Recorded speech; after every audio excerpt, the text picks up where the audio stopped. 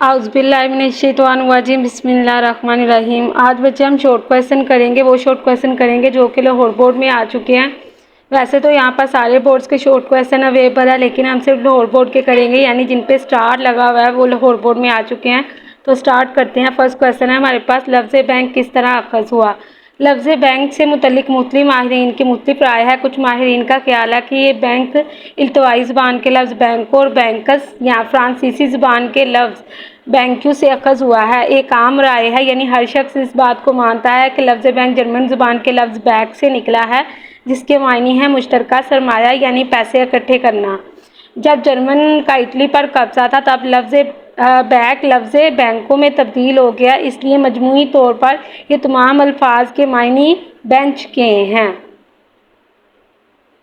Next हमारे पास short question है, लफ्ज़ बैंकरप्ट किस तरह अखज़ हुआ। इस तरीका से ये शॉर्ट क्वेश्चन दोनों का एक ही मतलब है, बैंकरप्ट या दिवालिया की तारीफ करें।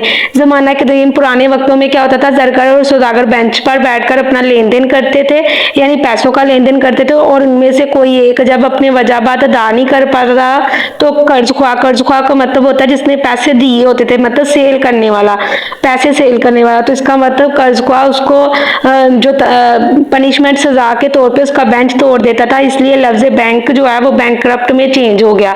तो यही चीज़ यहाँ लिखी हुई है, ज़माना कदीम में ज़रगर और सौदागर बेंच पर बैठकर ज़र का लेन देन करते थे। अगर कोई ज़रगर या सौदागर अपने वजाबात यानी जिम्मेदारियां अदा नहीं कर पाता था तो कर्ज ख्वाह उसका बेंच तोड़ देता था। इस तरह लफ्ज़ बैंकरप्ट में तब्दील हो गया, यानी दिवालिया में तब्दील हो गया। तो ये दोनों शॉर्ट क्वेश्चन नंबर 2 और 3 का एक ही मतलब है, बैंकरप्ट को दिवालिया भी कहते हैं। नेक्स्ट हमारे पास शॉर्ट क्वेश्चन है, सरमायाकारी के बैंक। सरमायाकारी के बैंक ऐसे बैंक होते हैं जो मुख्तलिफ तरह की कंपनियों के हसीस से खरीद कर उन्हें पैसे फराहम करते हैं। इसके अलावा देखा जाए ये वो बैंक होते हैं जो अंडर राइटर के तौर पे भी काम करते हैं। अंडर राइटर का मतलब होता है कि किसी नई कायम होने वाली कंपनी की हसीस अवाम को फरोख्त करने की जिम्मेदारी लेना, और इस बात की जिम्मेदारी लेना कि अगर अवाम नहीं खरीदेगी तो हम खरीद लेंगे। इसका मतलब है जो शख्स जो बैंक काम कर रहा होता है, ये शख्स जो काम कर रहा होता है उसको कहते हैं अंडर राइटर, और उस अमल को कहते हैं अंडर राइटिंग। तो यही चीज़ यहाँ सरमायाकारी के बैंक मुख्तलिफ कंपनियों के हसीस खरीद कर इन्हें सरमाया फराहम करते हैं, मतलब पैसे देते हैं। मुल्क में कफालतें मसलन स्टॉक और हसीस वगैरह की खरीदो फरोख्त करते हैं। ये बैंक नई कंपनियों के अंडर राइटर के फ़राइज़ अंजाम देते हैं, यानी उनको इस बात का भी वादा करते हैं जो नई बैंक वजूद में आए होते हैं या नई कंपनियां वजूद में आई होती हैं। बेसिकली बैंक और कंपनी एक ही चीज़ होती है, क्योंकि बैंक भी कंपनी के तौर पे काम कर रहा होता है। तो उन्हें इस बात की ज़मानत देते हैं कि अगर आवाम नहीं खरीदेगी हम आपके हसीस अवाम को फरोख्त करेंगे, अगर आवाम नहीं खरीदेगी तो हम खरीद लेंगे। नेक्स्ट हमारे पास है ज़री बैंक, यानी ZTBL ज़री तरक्याती बैंक लिमिटेड की तारीफ, या इससे क्या मुराद है। तो बेसिकली ये एक ऐसा बैंक होता है जो कि ज़री शोबे की तरक्की के लिए बना है।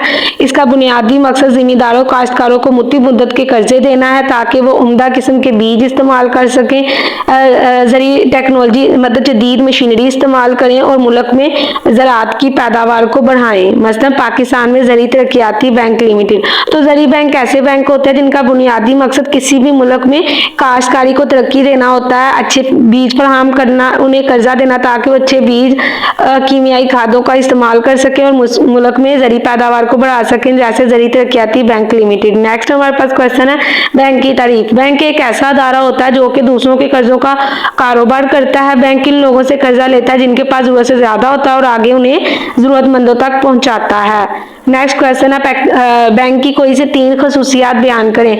तो देखा जाए बैंक लोगों की अमानतें वसूल करता है जो इंदुल तलब वाजिबुल अदा होती हैं। इंदुल तलब का मतलब होता है जिस वक्त खातादार आए बैंक में अपनी अमानत लेने के लिए उसी वक्त उसको वापस करनी हो, ऐन मौका पर, मतलब उसी वक्त उसको देनी पड़ जाए। नेक्स्ट है वसूलशुदा अमानतों को आगे बतूरे कर्जा देता है, यानी कर्ज की सूरत में मुत्ती तरह के लोगों को देता है या मुत्ती मंसूबों में सरमायाकारी करता है। सरमायाकारी का मतलब होता है पैसों से पैसे कमाना।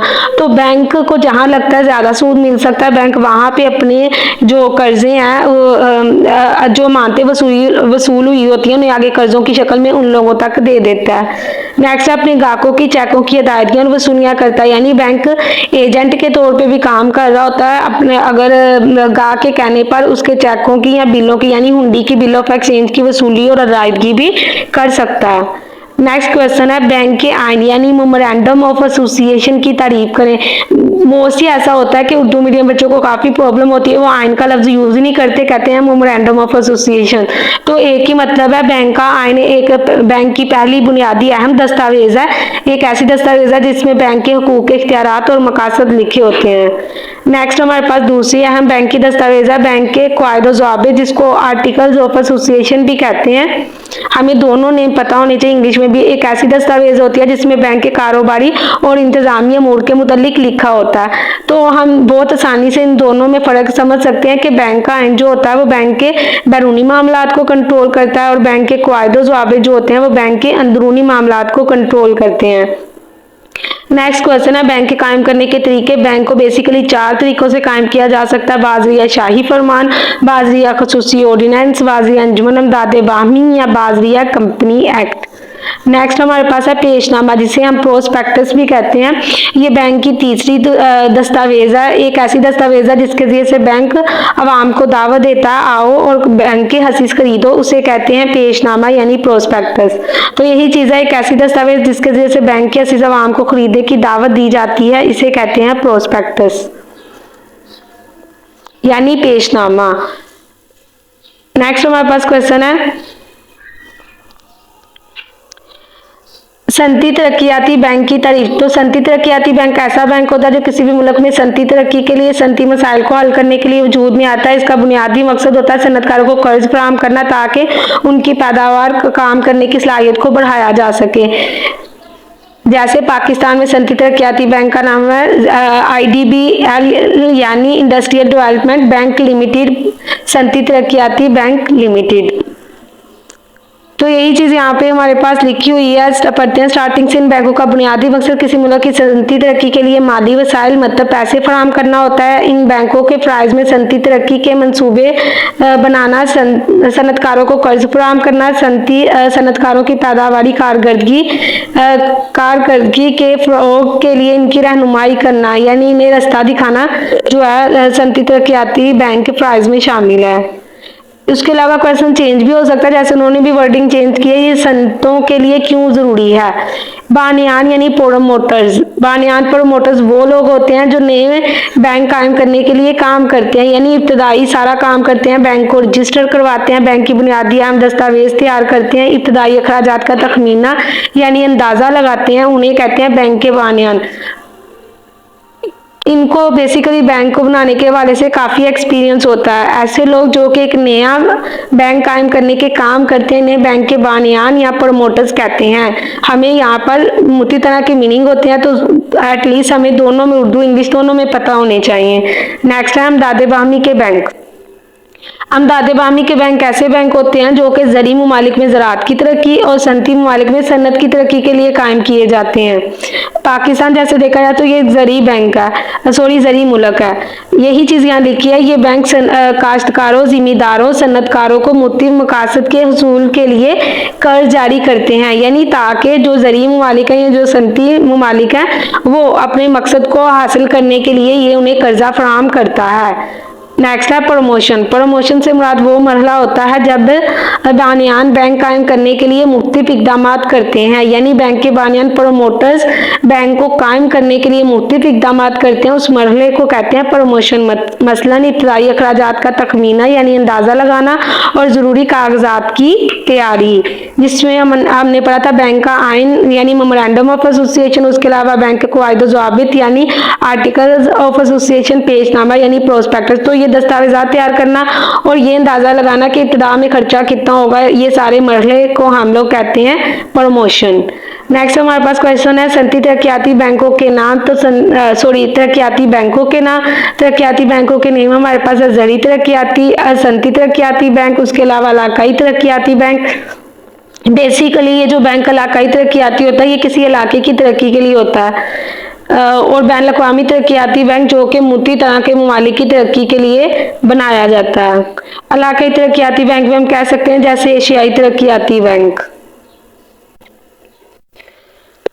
नेक्स्ट हमारे पास क्वेश्चन है मुबादला के बैंक। मुबादला के बैंक ऐसे बैंक होते हैं जो कि किसी भी मुल्क की करेंसी को दूसरे मुल्क की करेंसी में तब्दील करने का काम करते हैं, तो उन्हें कहते हैं मुबादले के बैंक।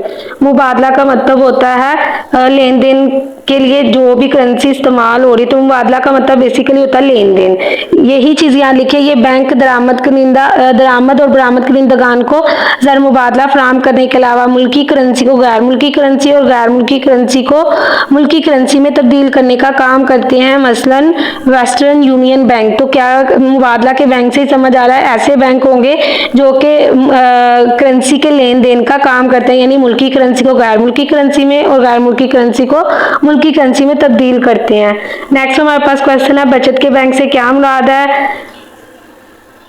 ये बेसिकली ऐसे बैंक होते हैं जो कि लोगों के अंदर बचतों की हौसला अफजाई पैदा करते हैं, यानी उन्हें इस बात की तरफ उनमें इस बात की जज्बा पैदा करते हैं कि आपकी जो भी मानते हैं उस पर आप ज़्यादा से ज़्यादा मानते जमा करो ताकि उस पर आपको मुनाफा दिया जाए। तो यही चीज़ है बचतों के, ये बैंक लोगों के बचतों के रुझानात की हौसला अफजाई करते हैं, यानी लोगों की थोड़ी थोड़ी रकम को बतौर अमानत वसूल करते हैं। इन अमानतों पर 6 माह या सालाना यानी साल के बाद मुनाफा अदा करते हैं, मसलन मरकजी कौमी बचत, पाकिस्तान पोस्ट ऑफिस और सेविंग बैंक। तो ये भी बचत के हवाले से बैंक पाकिस्तान में काम कर रहे हैं। पाकिस्तान में पोस्ट ऑफिस भी जो है ये भी हमारे पास बचत के बैंक के तौर पे काम करते हैं। नेक्स्ट हमारे पास क्वेश्चन है, बैंक के क़वायद ज़वाबित के कोई से 4 नकात, मतलब ऐसी कौन सी 4 बातें हैं जो बैंक के क़वायद ज़वाबित में लिखी होती हैं। देखा जाए बैंक की क़वायद ज़वाबित की डेफिनेशन बहुत हो रही है, यानी एक ऐसी दस्तावेज जिसमें बैंक को चलाने के मुतालिक तमाम इंतजामी अमूर लिखे होते हैं, उसे कहते हैं क़वायद ज़वाबित। तो फिर इस तरह के क्वेश्चन के अंदर हमें क़वायद ज़वाबित के नकात भी पता होने चाहिए ताकि हमारे जो 2 नंबर हैं वो कन्फर्म हो जाएं। तो पढ़ते हैं इसके नकात में क्या लिखा है। बैंक का सरमाया यानी बैंक का कुल सरमाया कितना होगा, जिसको ऑथराइज या नॉमिनल कैपिटल भी कहते हैं। हसीस की इकसाम कितनी है, जैसे अमूमी, इल्तवाई, तरजीही हसीस वगैरह। हसीस की कीमत यानी एक हसीस की कीमत कितनी है, और हसीस की मुंतकिली, अगर हसीस किसी दूसरे बंदे को मुंतकिल करने हैं तो उसका तरीकाकार क्या होगा, या फिर हम हसीस मुंतकिल भी कर सकते हैं या नहीं। नेक्स्ट है हसीस में तब्दीली का तरीकाकार, अगर हमने हमारे पास अमूमी हसीस है, हमने उसको तरजीही हसीस में तब्दील करना, उसका तरीकाकार क्या होगा। उसके अलावा हिस्सेदारों के हकूक। तो ये सारी बातें बैंक के क़वायद ज़वाबित में लिखी होती हैं। नेक्स्ट क्वेश्चन है रहन के बैंक। तो रहन के बैंक इन बैंकों का बुनियादी फर्ज लोगों के मकानात, जेवरात, सोना चांदी और दीगर जायदाद वगैरह बतूर रहन या गिरवी रख के मुद्दत के कर्जे जारी करना होता है, मसलन ऑस्ट्रेलिया और स्पेन के रहन के बैंक। तो बेसिकली रहन और गिरवी की सूरत में बैंक अमूमन लंबे अरसे के कर्जे देते हैं, क्योंकि ये सारी की सारी चीजें जो होती हैं ये मादी जमानत होती है। तो मादी जमानत पर बैंक तवील अरसे के लिए कर्जा जारी करता है। नेक्स्ट क्वेश्चन है कोई से 3 निजी बैंकों के नेमी के निजी बैंक वो बैंक होते हैं जो किसी भी मुल्क के बाशिंदों की मलकियत होते हैं। तो पढ़ते हैं हमारे पास अस्करी कमर्शियल बैंक, उसके अलावा बैंक अल फलाह लिमिटेड, सीमिट बैंक लिमिटेड। नेक्स्ट है गैर मुल्की बैंक। गैर मुल्की बैंक वो बैंक होते हैं जो किसी भी मुल्क के दूसरे मुल्क की हुकूमत की या उसके बाशिंदों की मलकियत हो, उसकी शहरी की मलकियत हो, लेकिन वो हमारे मुल्क में बैंकारी के फ़राइज़ सर अंजाम दे रहे हों, उसका नफ़ा नुकसान भी गैर मुल्की मालकान का हो, उसे कहते हैं गैर मुल्की बैंक, मसलन सिटी बैंक। यानी वो हैं तो बाहर के मुल्क की हुकूमत की या उसके बाशिंदे की मलकियत, नफ़ा नुकसान भी उनका है, लेकिन वो हमारे मुल्क में बैंकिंग के फ़राइज़ सर अंजाम दे रहे हैं। नेक्स्ट क्वेश्चन है मलकियत की बुनियाद पर बैंकों की इकसाम। तो मलकियत के लिहाज से 2 ही तरह के बैंक होते हैं, एक होते हैं हुकूमती बैंक जो किसी भी मुल्क की मरकजी बैंक या सूबाई बैंक की मलकियत होते हैं, और निजी बैंक जो किसी भी मुल्क के बाशिंदों की मलकियत होते हैं।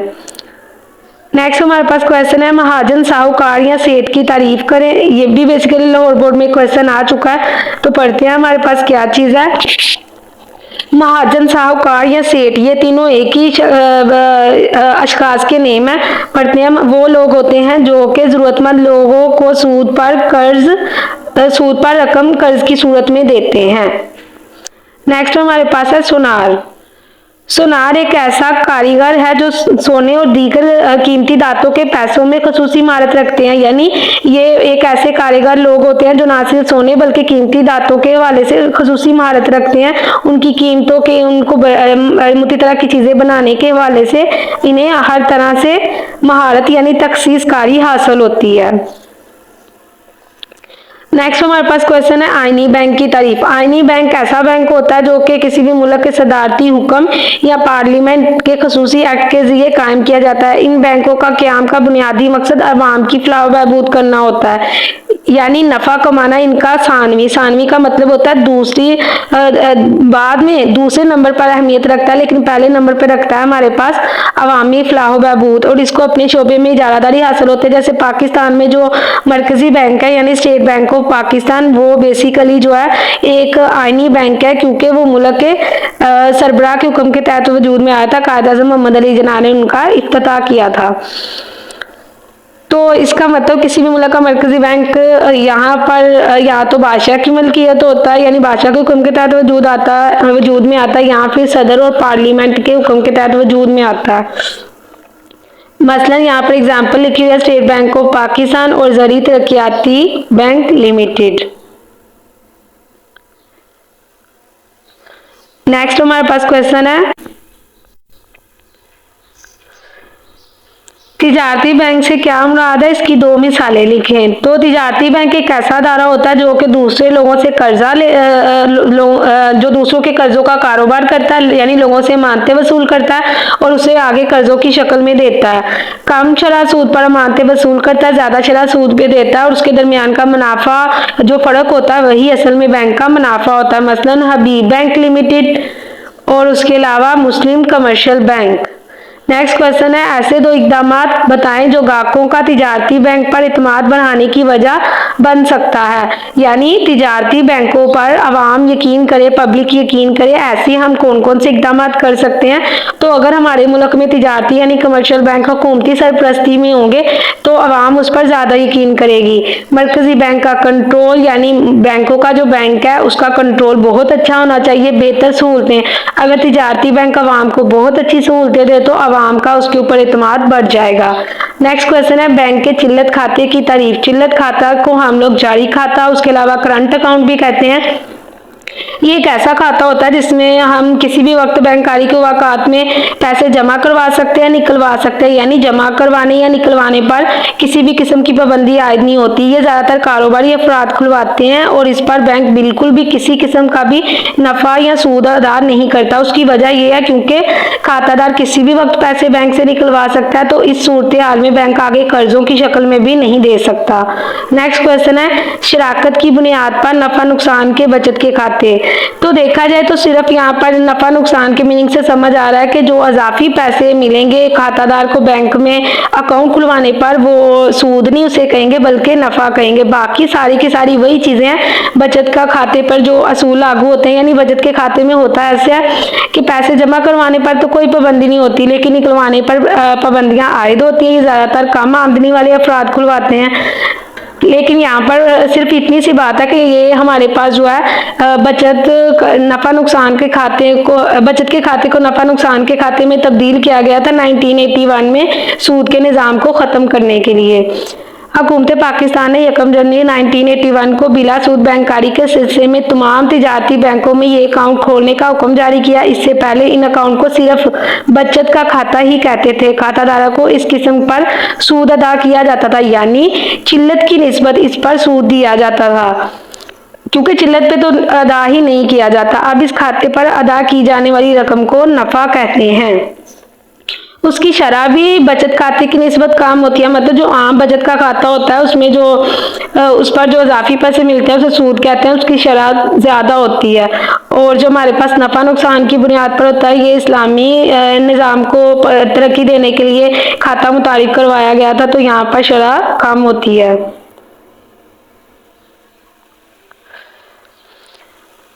नेक्स्ट हमारे पास क्वेश्चन है मुकर्रर मुद्दत के खाते से क्या मुराद है। मुकर्रर मुद्दत यानी फिक्स अकाउंट, जिसको हम लोग मियादी खाता या मुद्दती खाता कहते हैं। ये एक ऐसा खाता होता है जिसकी मुद्दत पहले से मुकर्रर होती है और हमने एक खास मुद्दत के लिए उसमें जमा करवा देते हैं। मुद्दत पूरी होने के बाद ही हम पैसे वसूल कर सकते हैं और सबसे ज़्यादा जो शरह सूद है इसी किस्म के खाते पर अदा की जाती है। पढ़ते हैं यहाँ क्या लिखा है। इस खाते में एक मखसूस रकम मुकर्रर मुद्दत के लिए जमा करवाई जाती है। अमूमन मुद्दत के खाते में से पहले रकम नहीं निकलवाई जा सकती। इस किस्म के खाते पर सबसे ज्यादा शरह से नफा अदा किया जाता है। नेक्स्ट क्वेश्चन है फाजिल वसूली को ओवरड्राफ्ट भी कहते हैं, उसके अलावा इसको चिल्लत मालियात भी कहते हैं, रनिंग फाइनेंस भी कहते हैं। तो ये नेम मोस्टली वो चेंज करके देते हैं, वैसे बच्चों को शॉर्ट आता था लेकिन नेम दे के सोचते हैं ये पता नहीं क्या। तो असल में देखा जाए ये एक ऐसी सहूलत होती है, ये एक किस्म का कर्जा दिया जाता है जिस बंदे का बैंक के अंदर चिल्लत खाता होता है। फाजिल वसूली एक ऐसा कर्जा है जिसमें नकद रकम नहीं दी जाती बल्कि बैंक अपने ग्राहक को इसके चिल्लत खाते में मौजूदा रकम से ज्यादा रकम निकलवाने की इजाजत देता है। गैर सूदी बैंककारी में इसे चिल्लत मालियात या रनिंग फाइनेंस का नाम दिया जाता है। तो अगर जिसका देखा जाए चिल्लत खाता उसका होता है जिसका जो बंदा कारोबारी शख्स खुलवाता है। अब इसका मतलब रोजाना लेन देन बैंक के साथ करता आता जाता रहता है, तो बैंक को अगर उस पर यकीन हो जाए बैंक उसे एक शॉर्ट टर्म यानी थोड़े अरसे का कर्जा दे देता है, जिसे हम कहते हैं फाजिल वसूली यानी ओवरड्राफ्ट, जिसे चिल्लत मालियात भी कहते हैं। बेसिकली ये अजरा के लिहाज से कर्जों की इकसाम है जो हमने ये फाजिल वसूली, उसके अलावा नकद कर्जा। तो बढ़ते हैं नकद कर्ज को नकद मालियात भी कहते हैं। इस सूरत हाल में गाहक के पहले से मौजूदा खाते में रकम को मुंतकिल कर दिया जाता है, यानी अगर वो कर्जा लेना चाह रहा है तो बैंक उसके मौजूदा खाते में रकम मुंतकिल कर देगा। ये सहूलत सिर्फ चिल्लत खातादारों को ही दी जाती है और ऐसे कर्ज पर सूद सिर्फ निकलवाएगी रकम पर ही अदा करना पड़ता है। यानी गाहक ने सपोज 10,000 का कर्जा लिया, बैंक ने उसके मौजूदा खाते में डाल दिया, अब उसने उसमें से सिर्फ 5,000 इस्तेमाल किया, इसका मतलब इस पर जो सूद है सिर्फ इस्तेमाल की गई रकम पर अदा किया जाएगा। नेक्स्ट हमारे पास मुद्दत के लिहाज से कर्जों की इकसाम में है कलील। मुद्दत के कर्जों से क्या मुराद है? तो ऐसे कर्जे होते हैं जो कि 1 साल की मुद्दत तक के लिए जारी किए जाते हैं। ये कर्जे अमूमन कारोबारी अफराद को रोजामर्रा जरूरियात को पूरा करने के लिए जारी किए जाते हैं। पढ़ते हैं ये कर्ज कारोबार की रोजामर्रा जरूरियात को पूरा करने के लिए 1 साल की मुद्दत तक के लिए जारी किए जाते हैं। नेक्स्ट है दरमियानी मुद्दत के कर्जे। ऐसे कर्जे होते हैं जिनकी मुद्दत 1 से 5 साल के लिए 5 साल होती है और ये अहम मकासद यानी खाम माल को खरीदना और इंतजामी अखराजात को पूरा करने के लिए दिए जाते हैं। खाम माल का मतलब होता है चीज बनाने के लिए जो चीजें दरकार है, और इंतजामी अखराजात के लिए इस किस्म के कर्जे बैंक फराहम करता है। नेक्स्ट है तवील मुद्दती कर्जे। तो ये ऐसे कर्जे होते हैं जिनकी मुद्दत 5 से 10 सालों के लिए 5 से 10 साल होती है। तो पढ़ते हैं तवील मुद्दत के कर्जे लोगों को सरमायाकारी और मुस्तकिल असासाजात की खरीद के लिए 6 से 10 साल के लिए जारी किए जाते हैं। इस पर शरह सूद बाकी तमाम कर्जों से ज्यादा होता है। जाहिर है बैंक इतने लंबे अरसे के लिए कर्जा दे रहा है तो बैंक सूद भी ज्यादा वसूल करेगा। इन कर्जों की मुद्दत गुजरने के बाद इसकी दोबारा तजदीद भी करवाई जा सकती है, यानी अगर हम अदा नहीं कर पा रहे हैं तो हम इसको दोबारा से इसकी ड्यूरेशन जो है जो जितने सालों के हमने कर्जा लिया उसमें इजाफा भी करवा सकते हैं। और इन कर्जों की जो मुद्दत होती है हमारे पास 6 से 10 साल होती है। नेक्स्ट हमारे पास क्वेश्चन है तलबी कर्जे। तलबी कर्जे को हम लोग मुतालबाती कर्जे भी कहते हैं।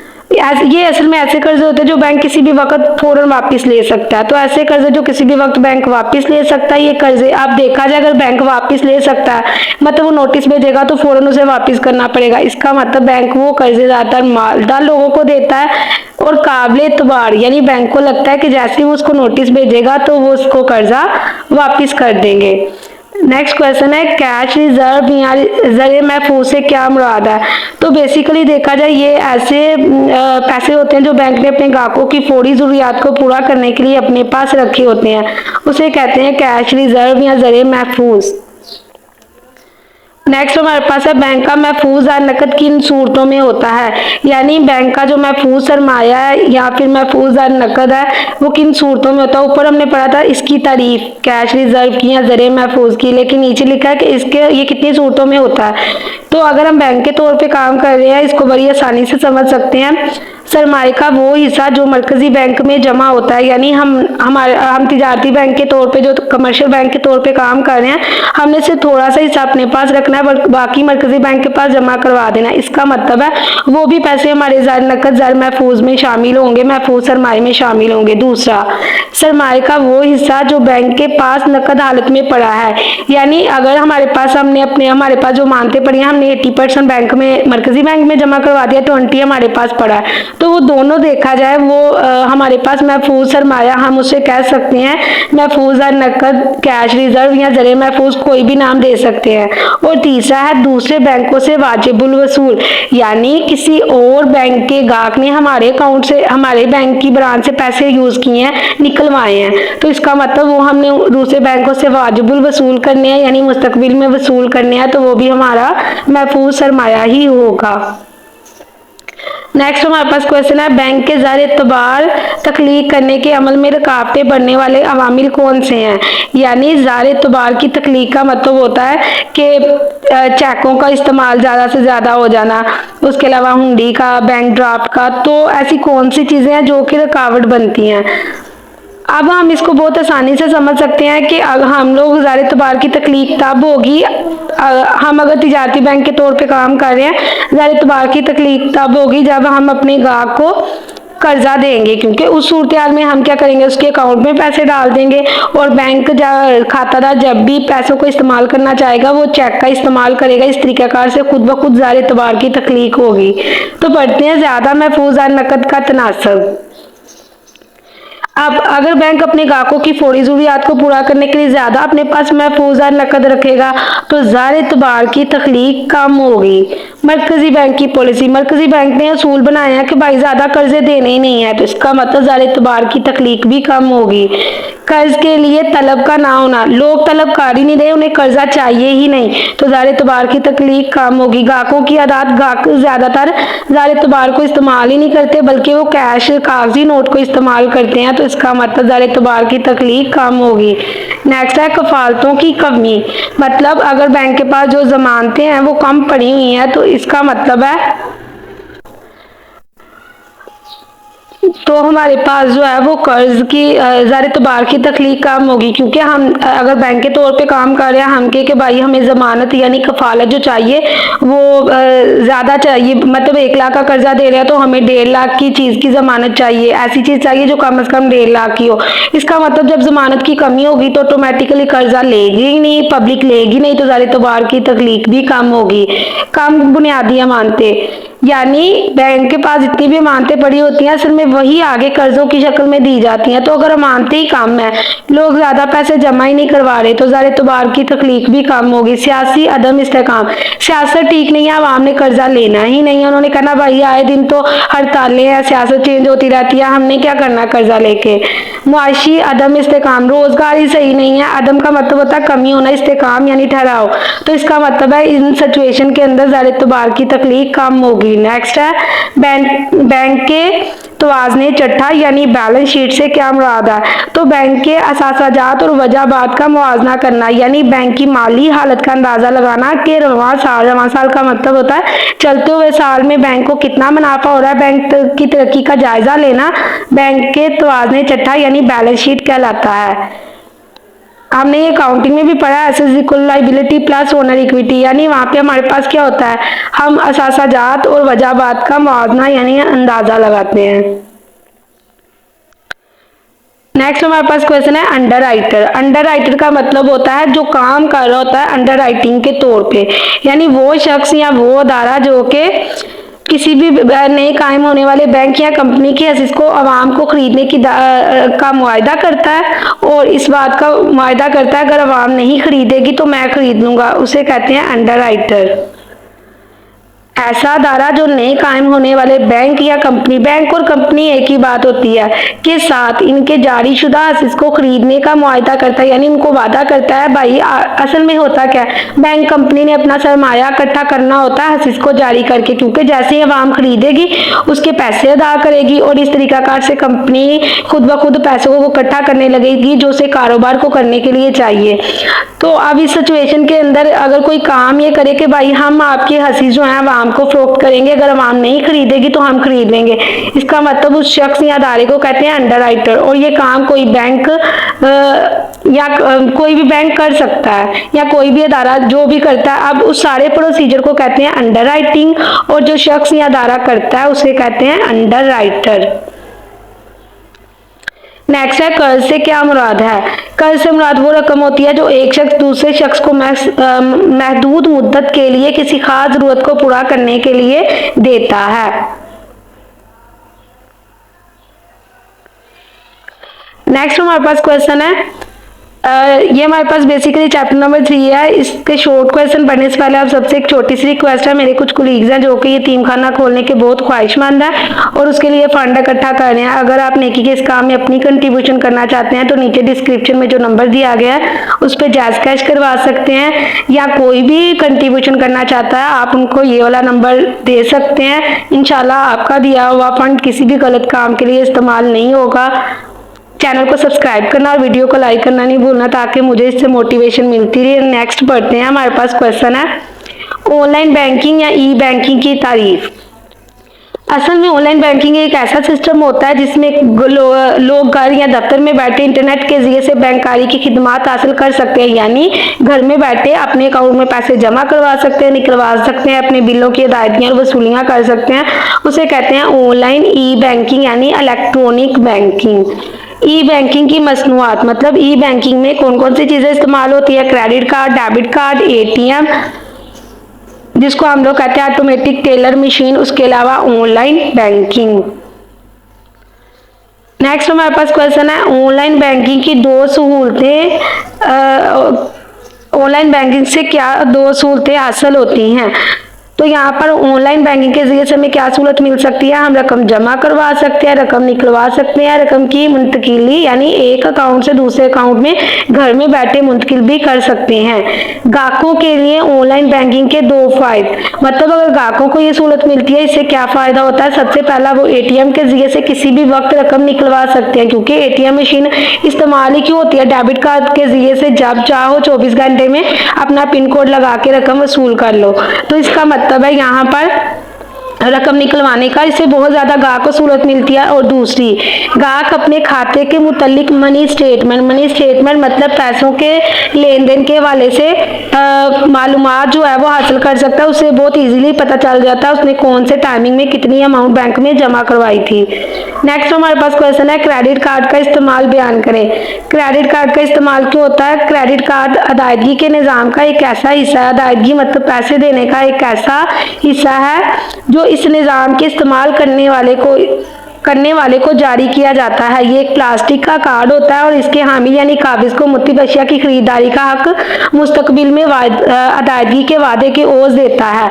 बेसिकली देखा जाए क्रेडिट कार्ड में और डेबिट कार्ड में बच्चे यही फर्क होता है। जो क्रेडिट कार्ड होता है, जो बंदा इसके पैसे इस्तेमाल कर रहा होता है इसका मतलब उसने मुस्तकबिल में वो पैसे देने होते हैं। तो लास्ट वाली लाइन पर जरा गौर करते हैं, उन्होंने कहा मुस्तकबिल में अदायगी के वादे की ओर देता है, यानी ये एक प्लास्टिक का कार्ड होता है जो इसके हामिल इस्तेमाल करने वाले को अशिया की खरीदारी का हक देता है इस बुनियाद पे कि जो पैसे वो इस्तेमाल कर रहा है वो मुस्तकबिल में उसको वापस करेगा। अब यहाँ पर अगर हमने क्रेडिट कार्ड की बात किया तो इसका मतलब हमें यहाँ पर फ्लोर लिमिट का भी पता होना चाहिए। अब अगर क्रेडिट कार्ड की सूरत मिल गया तो इसका मतलब ग्राहक जितने चाहे पैसे निकलवाए नहीं, बैंक को लगेगा, बैंक को जितना यकीन होगा कि भाई इतने पैसे ये मुझे फ्यूचर में वापस कर सकता है, बैंक उसके मुताबिक एक लिमिट मुकर्रर करेगा ताकि ग्राहक उससे ज्यादा पैसों को इस्तेमाल ना कर पाए। उस लिमिट को कहते हैं फ्लोर लिमिट।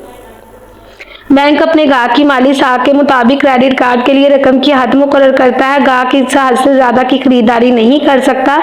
रकम की इस हद को कहते हैं फ्लोर लिमिट।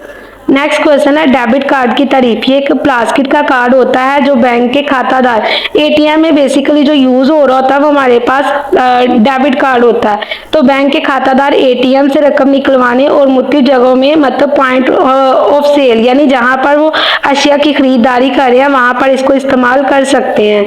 मुख्तलिफ जगहों से अशिया की खरीदारी के लिए इस्तेमाल कर सकते हैं। नेक्स्ट क्वेश्चन है एटीएम से क्या मुराद है? ये एटीएम के दो फायदे। ये एक कंप्यूटर टर्मिनल है जिसके जरिए से बैंक का खातादार जब चाहे एटीएम कार्ड के जरिए से 24 घंटों में जब चाहे अपना पिन कोड लगाकर अपने खाते से रकम निकलवा सकता है। और इसके फायदे क्या हैं?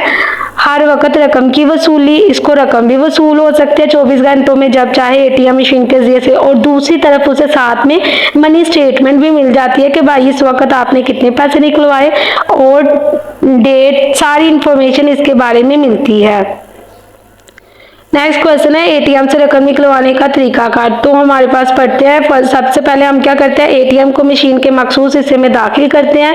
जैसे ही हमें पैगाम जाहिर होता है तो उस वक्त उसके बाद हम क्या करते हैं, अपना पिन कोड एंटर करते हैं। पिन कोड ना सिर्फ क्रेडिट कार्ड बल्कि डेबिट कार्ड में भी इस्तेमाल होता है। इसके बाद स्क्रीन पर जाहिर होने के बाद मुत्तलिक खाता जात में से अपने खाते का इंतखाब करते हैं, यानी करंट अकाउंट, हमारा चिल्लत खाता, बचत का खाता या मुद्दती खाता है। इसके बाद स्क्रीन पर जाहिर होने वाले उसके बाद जैसे हमें खातों के बारे में इंफॉर्मेशन मिलती है, मखसूस रकम के असूल के लिए स्क्रीन पर नजर आने वाली में से रकम का इंतखाब किया जाता है, यानी हमें कितनी रकम चाहिए। एक एटीएम एक मखसूस अमल से गुजरने के बाद एटीएम कार्ड बाहर निकल आता है और फौरन दूसरे मखसूस हिस्से से मतलूबा रकम बाहर आ जाती है। पिन कोड क्या होता है? पिन कोड इलेक्ट्रॉनिक मालियाती लेन देन में एक हिसाबी कोड है, यानी जो ई बैंकिंग का जदीद निज़ाम है उसके अंदर एक मालियाती लेन देन का हिसाबी कोड है जो इस्तेमाल करने वाले के नाम के साथ ज़ाती शनाख्त के तौर पर भी इस्तेमाल होता है। ये अमूमन बैंक के क्रेडिट और डेबिट कार्ड की महफूजियत के लिए ज़रूरी समझा जाता है। ये हमारे बेसिकली पहले 3 चैप्टर्स के शॉर्ट क्वेश्चंस हैं।